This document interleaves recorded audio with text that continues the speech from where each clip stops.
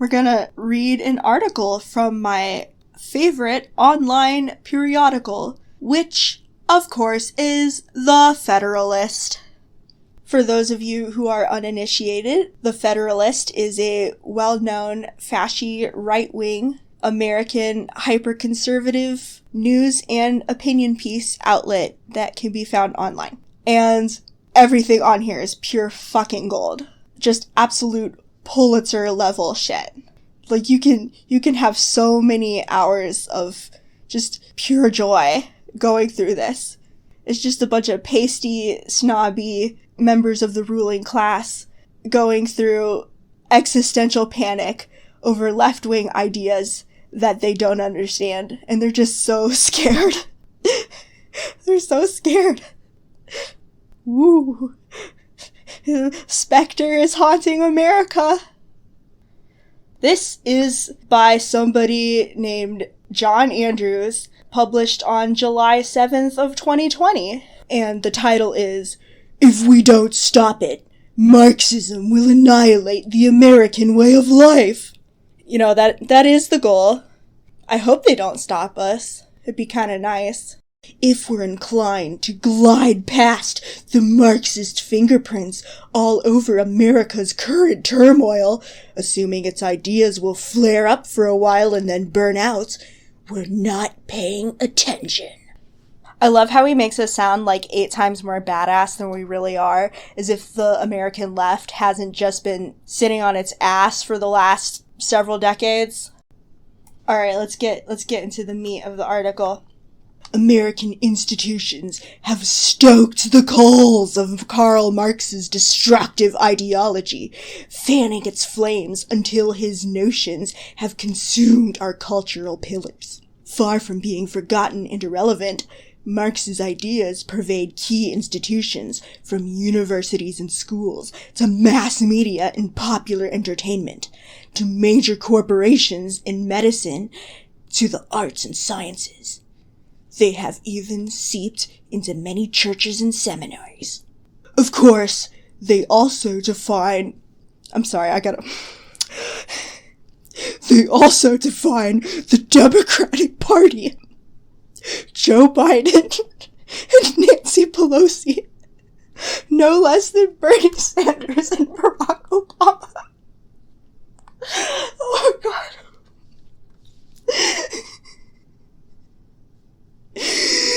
Oh my god.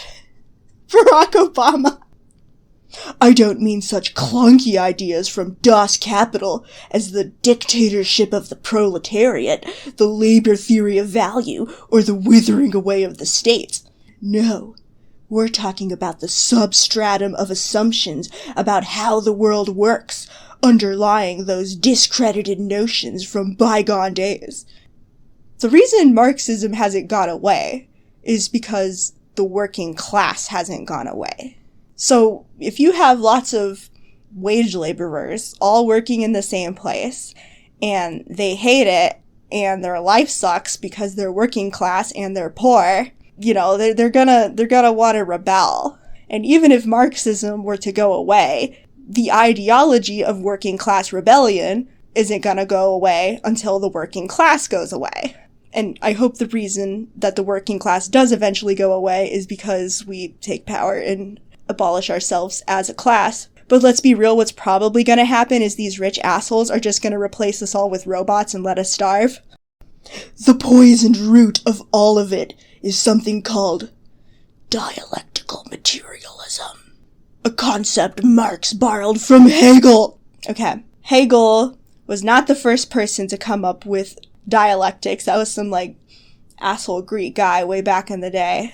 He was the person who modernized the idea of dialectics, but it was Marx who added the material part. So Hegel was not a materialist, he was a dialectic, and then Marx made it into dialectical materialism.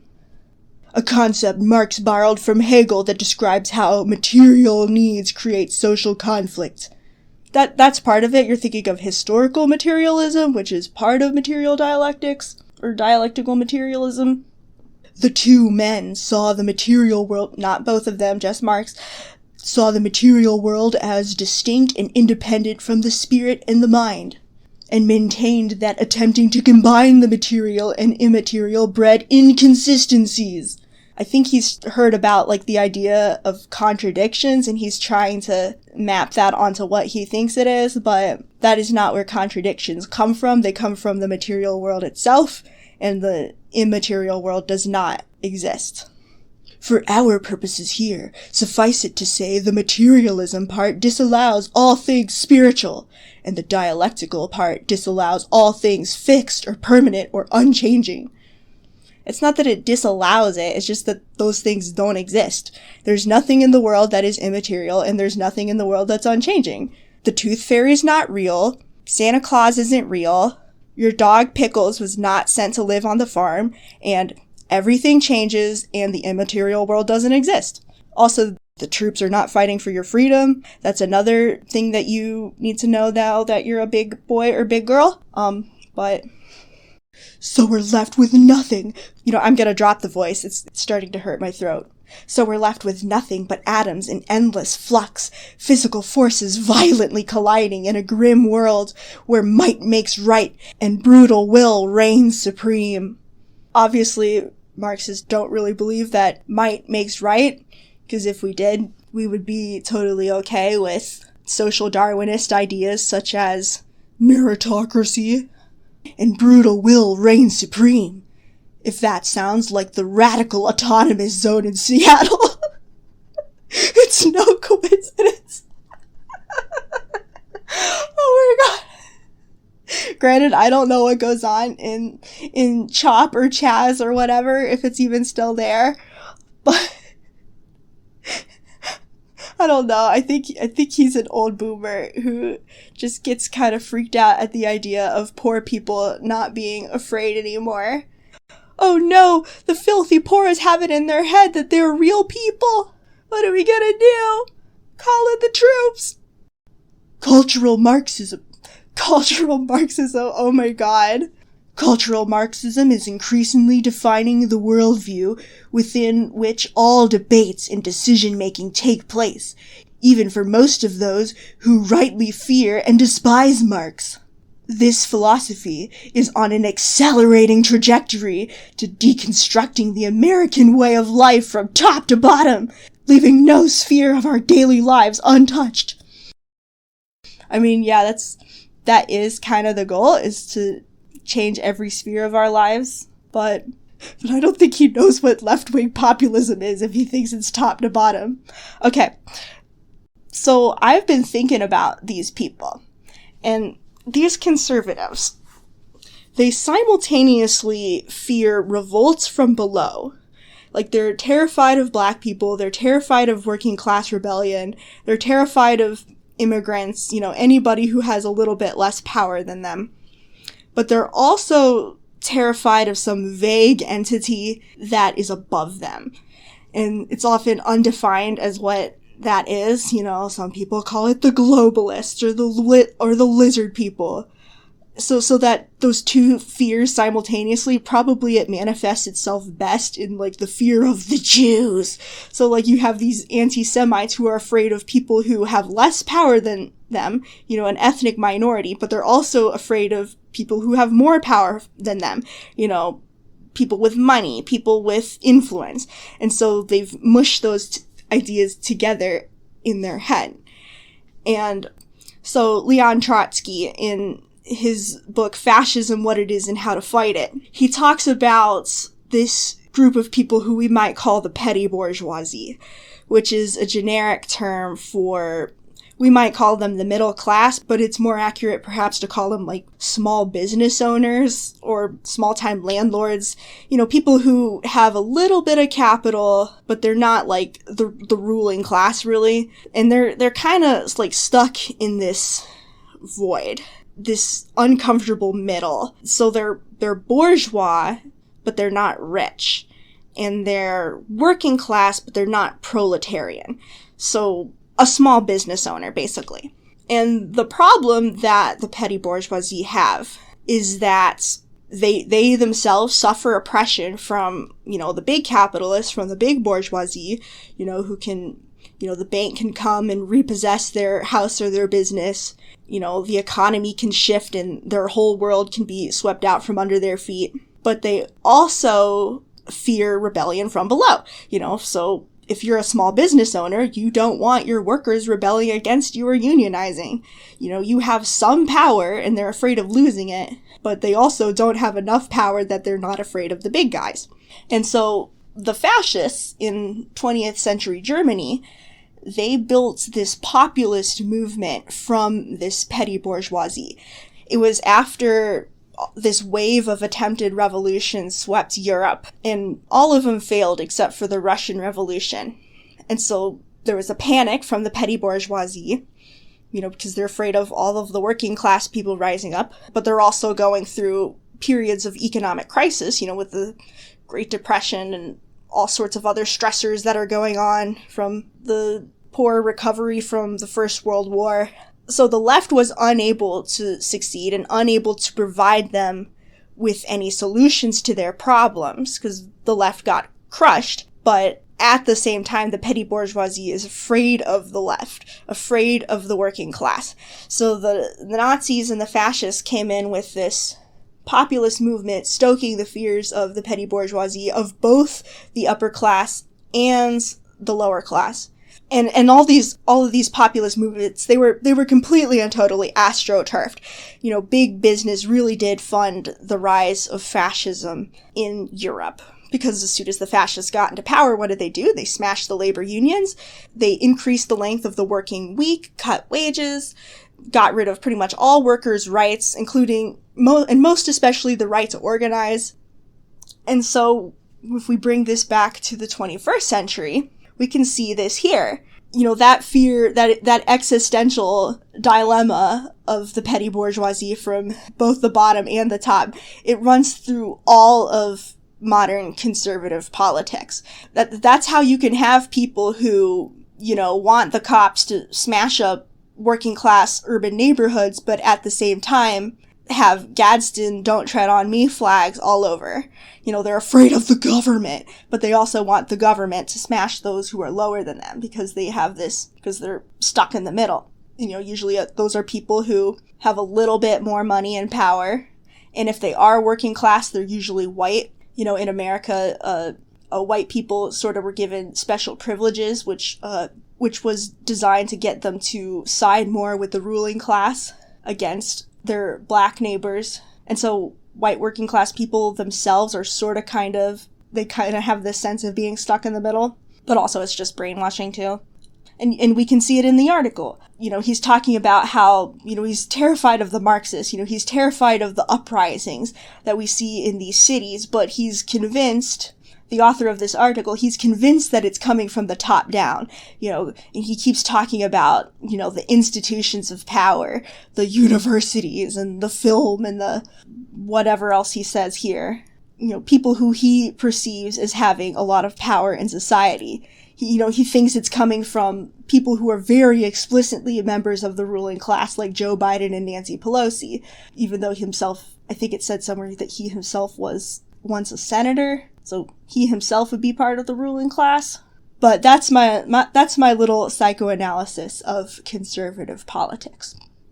Whatever, let's keep reading. Holy fuck, I forgot where I was. Beware the Marxist cycle.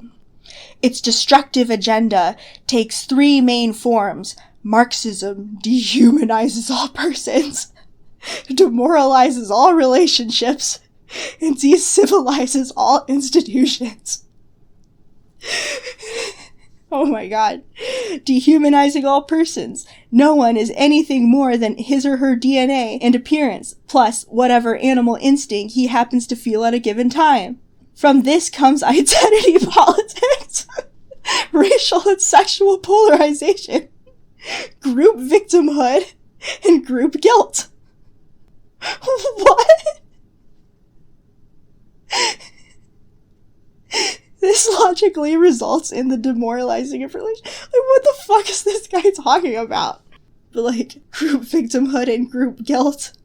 Usually the people who Marxists think should be guilty haven't the slightest goddamn amount of guilt at all. You know, these rich assholes who are convinced that they're a great humanitarian and philanthropists.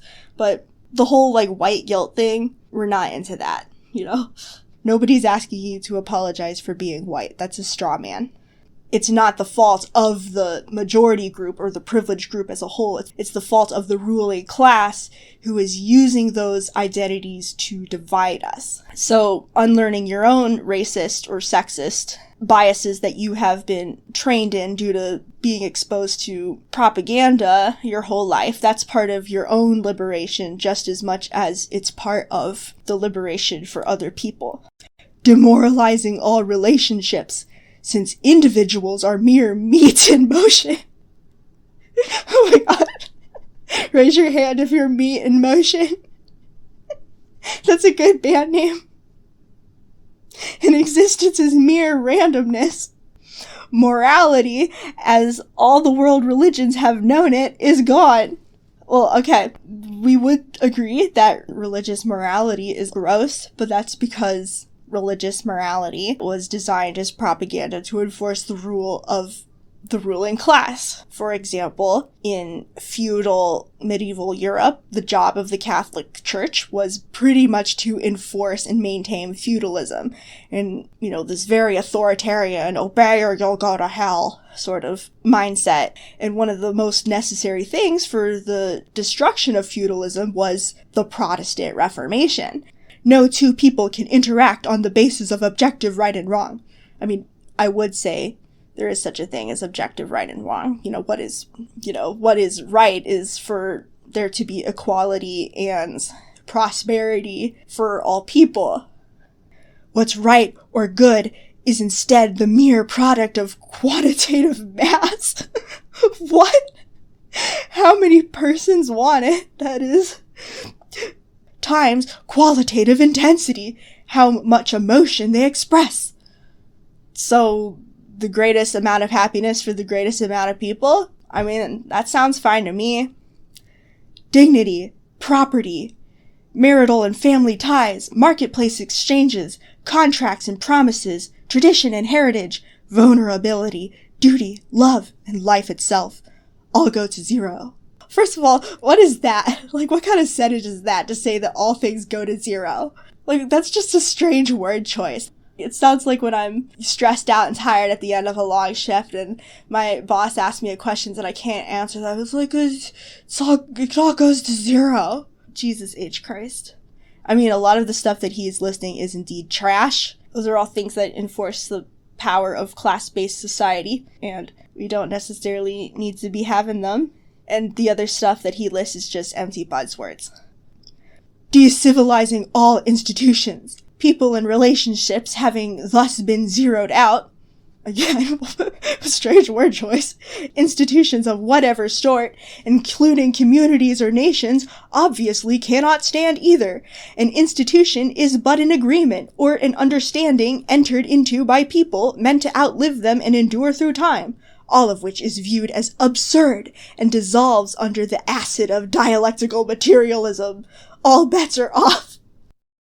Once again, he's kind of right. If we're gonna destroy class-based society, we need to destroy the institutions that enforce class differences. Smash the patriarchy means smash the patriarchy. Law enforcement sure as holy fuck is gonna be different. The economy will be unrecognizable. We need a revolution. And revolutions are, get this, revolutionary. And they make crusty boomers like this guy uncomfortable pretty much by definition. And I've been thinking about this, and I never really got why conservatives said, well, this will destroy America, or this will destroy society, or civilization will collapse, because that sounds ridiculous to me. Of course civilization isn't gonna collapse just because we stop arranging our families the same way we always have. Civilization will just become different than it was before. But then I realized that conservatives don't view civilization as people, places, and things. They don't have a materialist worldview the way leftists do. So we're materialists. We think that society is the people who live in it, the thing that's real that you can touch and see and interact with. Conservatives, who are more idealistic, they think that civilization is the rules and structures and interactions between the people. That is what's sacrosanct to them. That is far more important to them than even the people themselves. It's why they can get angry at someone kneeling during the national anthem who is protesting police brutality. Because the national anthem, a dumb, stupid ritual we do that is part of how our society functions, is more important to them than the actual people who live in the society. So when they say that society is gonna collapse, society is not gonna collapse. We're still going to have a society. But society as they know it will collapse. The parts of society that they care about are going to disappear. The people will be happy and healthy, but they don't care about that. So that's what they're afraid of. Civis, quote-unquote, the Latin word for city, which gives rise to our ideas of civilization and civility, civics, and the citizen, goes to the ash heap of history. Language, the institution of enabling people in communities to communicate, even to speak and express truth, gets trashed as well. No one... Yes. That is the goal. No one is allowed to talk. No one is allowed to talk after the revolution. We're just gonna have to carry around little, like what's that movie where, like, the swan, he can't talk and he has, like a marker board that he has over his neck? And we're just gonna bring that around and just draw pictures to each other. And that's the main tenet of communism, is no talking. Truth is whatever one wants it to be. Plain speaking must bow to political correctness, itself a purely Marxist term. Okay, what he's talking about, truth is whatever you want it to be, that's postmodernism, and for some reason a lot of conservatives think that and Marxism are the same, but Marxism is materialist. You know, the world can be studied scientifically and objectively. Well, it can't really be 100% objective, because, you know, no person is completely able to abandon their position in society or their politics. But, you know, it is a material place that can be observed. But postmodernism, I get the sense that they basically were like, well, you shouldn't even try, dude. Nothing's real. Go outside. Which is kind of the opposite of what we're trying to do, which is come up with systematic theories and explanations of how the world functions. But to a conservative, if you hear someone say, hey, we need to get rid of all of these precious, wonderful institutions of class-based society that we hold so dear, to a conservative, that's like ripping the rug out from underneath them. And they can't imagine that there's anything that possibly could replace it that's material or concrete. So they're like, oh, well, if my worldview isn't the real worldview, then they must not have a real worldview, because they live their lives centered around the idea that imagination is bad and the world either exists as they know it or doesn't exist at all.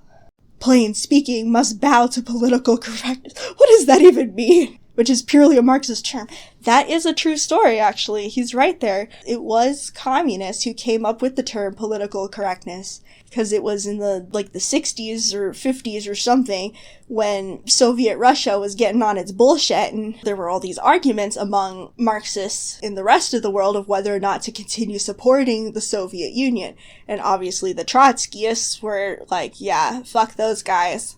But there were a lot of other people who we might label as tankies. That's where the term tanky came from. They're like, how many actual socialist countries are there in the world? Not very many. And, you know, we can't just be throwing our comrades under the bus. We have to support them, even though they're not perfect. And as a derogatory term from the non-tankies, quote-unquote tankies, thrown at the tankies, they use the term political correctness. Oh, you're just being politically correct. You're just gonna support the Soviet Union no matter what. That was where that term comes from. It's a term it was a term invented for leftist infighting. Section 3. Marxism says some lives matter more than others. I would say, yeah, Nazi lives don't matter. Fascists don't matter. people who purposefully clog public toilets don't matter.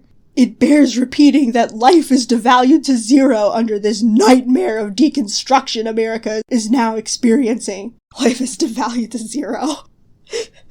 Like, sort of the whole point of socialism is that human life does matter. It's basically the whole idea that life matters more than property. Like, it's okay to take the houses away from the landlords in order to make it so that people are not homeless. It's okay to take food away from food distributors if it means giving it to those who are hungry. It's okay to take money and power away from the rich in order so that the poor can live. You know, if there's any ideology that views human life as valueless, it's capitalism itself, which views regular people as disposable labor machines.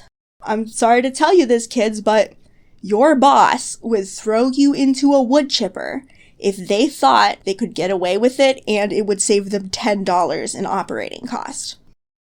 One can draw a connection to George Orwell's anti-Marxist masterpiece, Animal Farm. Oh my god. George Orwell was a communist. He was. Like, it's been a long time since I read that book, but basically what I remember is that he's kind of licking Leon Trotsky's boots the whole time.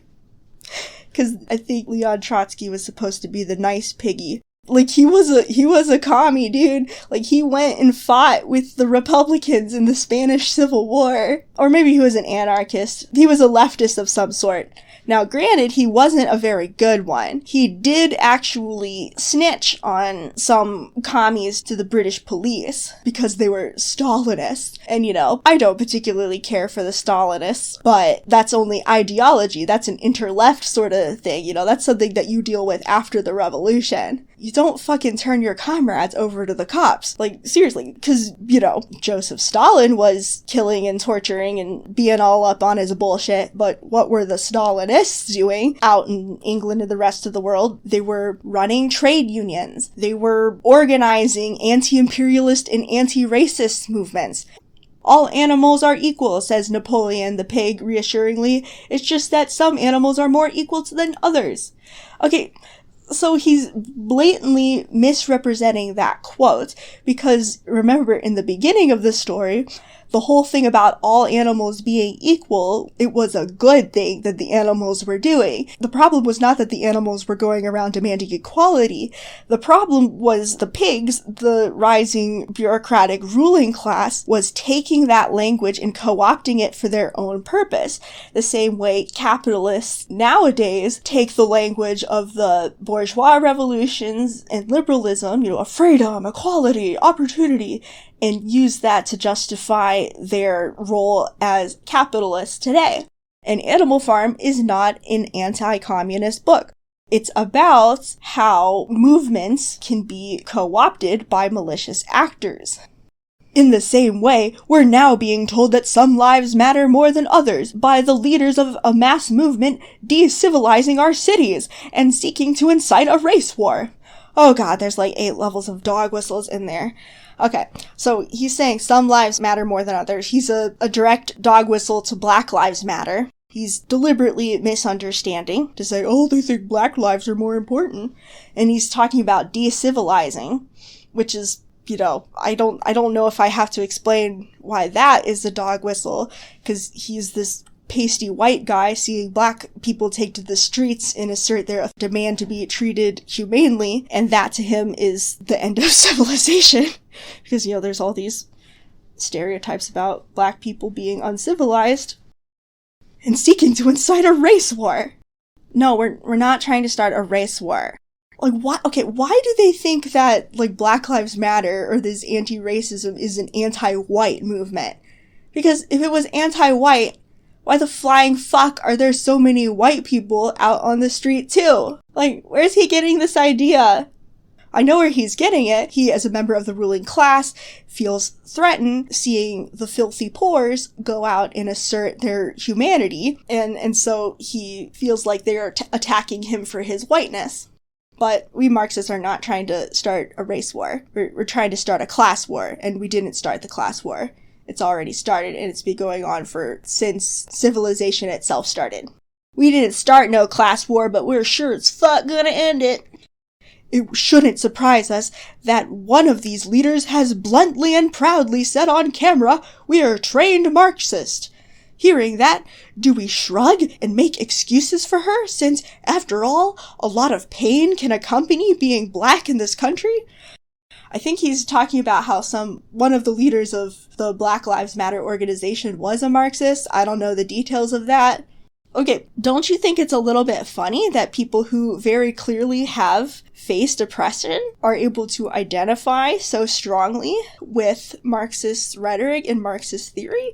Don't you think it's maybe a little bit telling that Marxism has been the center of anti-colonialist and anti-racist movements all over the world for the past 100 years? And he says, is that an excuse for her to be a Marxist? Well, no, it's a reason for her to be a Marxist. It's because Marxism offers a logical explanation and framework through which these problems of oppression can be understood and combated. Maybe if you see a bunch of oppressed people running around reading a book that they identify with strongly, if you care about anti-oppression, maybe you should start looking at that book yourself. Or are we shocked at the cynicism that would so disserve the very people her movement claims to champion? Like, what's cynical about being a Marxist? Like, what's cynical about wanting equality and justice and all that bullshit? Are we surprised at the gullibility of so many of our fellow citizens of all colors who would trust a Marxist to do anything but defame and damage the United States of America at every opportunity? Again, it's not that we're gullible and we trust her to not do that. It's that we do trust her to defame and damage the United States. And that's the goal. If we're not shocked, angered, and determined to turn back this... God, the wording here is so strange. If we're not shocked, angered, and determined to turn back this and every attempt at deconstructing our country by the disciples and dupes of Marx, turn back this... Like, what the heck is he talking? Like, it's like going to zero. Like, such odd word choice. The disciples and dupes of Marx, a hater of humanity and agent of evil. Now it's just... Like, how is that good rhetoric just to be calling somebody evil? It's so empty and meaningless. A hater of humanity. Oh my god. He doesn't hate humanity, he just hates you because you're crusty and rich and are attached to your power. And now you're scared because you're gonna lose it, and that makes us happy. A hater of humanity, an agent of evil, we are unworthy of our forebears' sacrifice and our descendants' hopes. Oh my god.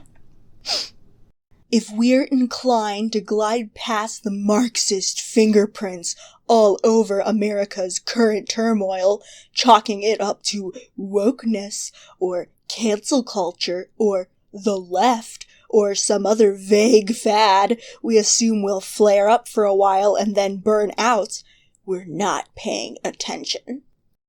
So, all hitherto recorded history is the history of class conflict. And that is what we're seeing out on the streets. Class conflict. Whether the people participating in either the protest or its crackdown understand that. This is a working class uprising. And so, it's Marxist whether the people leading it are themselves Marxist or not. And this guy isn't afraid of Marxism, he's afraid of poor people demanding to not be treated like shit. It was specifically Marx's ideas, according to the Black Book of Communism, that took 100 million lives in the last century. How many more will they take in this one? That's up to you and me. We can't say we weren't warned. The Black Book of Communism is literal Nazi propaganda. Like when it's counting up the number of people Stalin killed so mercilessly, it counts Nazi soldiers.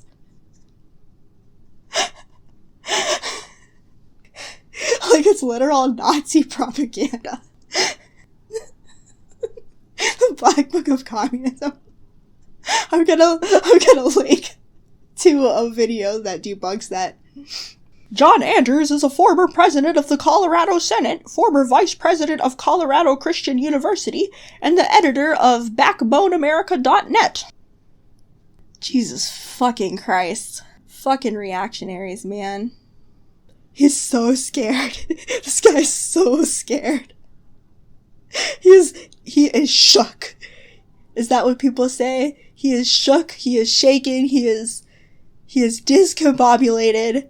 And it's encouraging. There is nothing more beautiful than terror in the eyes of a member of the ruling class. And that was an article from the Federalist. I gotta tell you, I gotta show you this picture here. Look at this picture. It's pretty cool. Where's Marx's other arm? How come he just has one? It's like cut off at the elbow. Did somebody else like graffiti over it? It's a cool picture though.